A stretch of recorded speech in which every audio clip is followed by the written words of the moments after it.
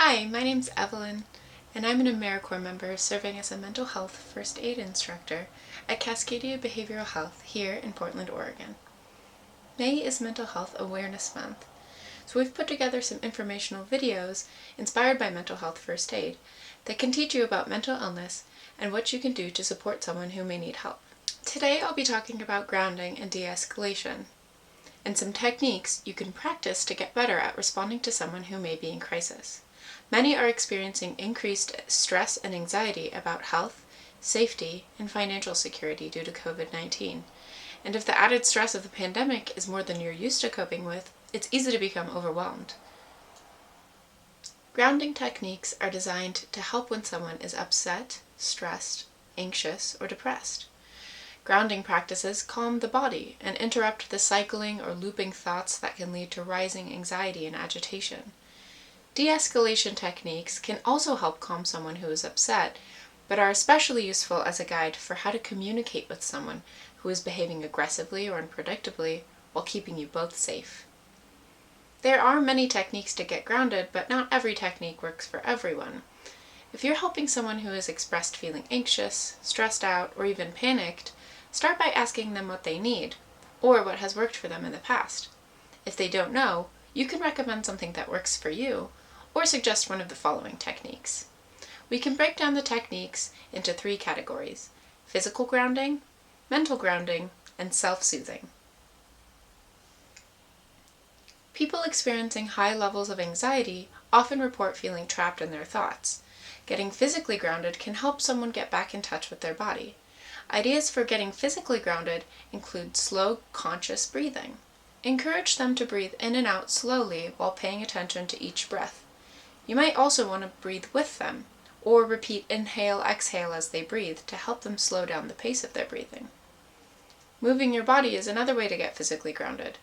Dancing, stretching, or going for a short walk are all great suggestions. Finally, you can pay close attention to your senses. Some people might want to savor a food or drink, or closely observe the scene around them, or touch something soft. You can also try telling them to list all the things they can see, hear, smell, touch, and taste. There are a few ways to get grounded mentally. Some people prefer a distraction from stressful triggers. Mental math or memory games can be effective distractions. Other people find that visualizing something specific can be calming. You can recommend that they imagine themselves in a calming environment or doing a mundane task like folding laundry. Other people find it helpful to state known facts, like their name, age, and location, or to repeat an anchoring phrase or mantra, like, "I am here," or "I am okay." Finally, many people find self-care strategies to be helpful for grounding and reducing stress after a period of depression or anxiety. Listening to music, spending time with a pet, talking with a close friend or loved one, or practicing self-love are all common techniques, but there are many, many more. It's a good idea to have a list of activities for self-care that you can recommend. It may also be helpful for you to engage in some self-care after helping someone else through a mental health challenge. Techniques for de-escalation can be applied in many situations. Today I'm going to talk about some skills you can develop to cultivate an atmosphere of calm and provide support safely to someone who is very upset. It's important to note that many of the skills I'm going to talk about are actually methods of nonverbal or paraverbal communication. When talking with someone who is in crisis, how you say something can be even more important than what you say. Someone experiencing overwhelming emotion may pay less attention than usual to the meaning of your words, which means body language and the speed and tone of your voice are going to do a lot of the talking for you. Someone who is escalated may speak quickly, loudly, sharply, and even angrily, and they may make sudden movements or show signs of agitation, like pacing, clenched fists, or closed-off body language.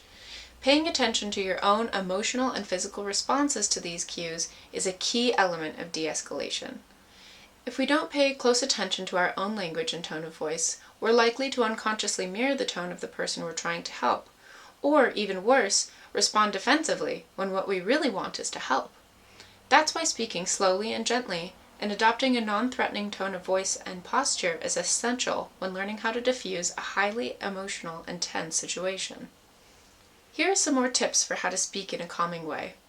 Use positive, encouraging words rather than negative, threatening, or commanding words. For example, instead of saying, "Just calm down already," try saying, "I can see that you're upset. What can we do to lower your anxiety?" Speak slowly and leave lots of time for silence. When someone is very upset, they might find it especially hard to make decisions or to express their feelings with words, but that doesn't mean that they aren't trying to communicate or that they're ignoring you. Leave time for them to think about their options, find words for their experience, and identify what they need. Don't argue or challenge. If you can't agree on something, either offer up some options that you could both live with, find a way to move past that point, or suggest a pause in the conversation. When someone is very upset, their capacity to think clearly or to hear your side may be impacted. An argument is likely to increase their agitation, so if possible, let the issue go, or pause the conversation and pick it up later. We communicate with body language much more than we realize. Here are some tips to keep in mind about body language. Give lots of space and never touch someone without their permission. Everyone has a personal space bubble. It ranges in size from person to person, but when someone is upset, they tend to need a lot more personal space to feel comfortable. Getting too close to someone or touching them without their permission, even if you have good intentions, could be a safety risk. A good rule of thumb is to maintain 3 to 4 feet of distance. Keep your body open and your hands visible. An open body posture with arms by the sides of the body and hands visible communicates openness and lets the person know they can trust you by showing that you aren't hiding anything. Don't cross your arms over your chest or put your hands on your waist, as these postures can indicate defense or confrontation. Avoid nervous behavior, slow movement, and quiet hands. Allow your movements to match the pace of your speaking and go slowly. You might have noticed that many of these points ask you to collaborate with the person by offering options and suggestions and giving them time and space to make their own decisions. Personal agency is the power a person has over their own life, and it is essential to our sense of freedom and control. Empower people to choose for themselves by offering options, informing them about resources, and, if necessary, reminding them of the likely outcomes of their actions.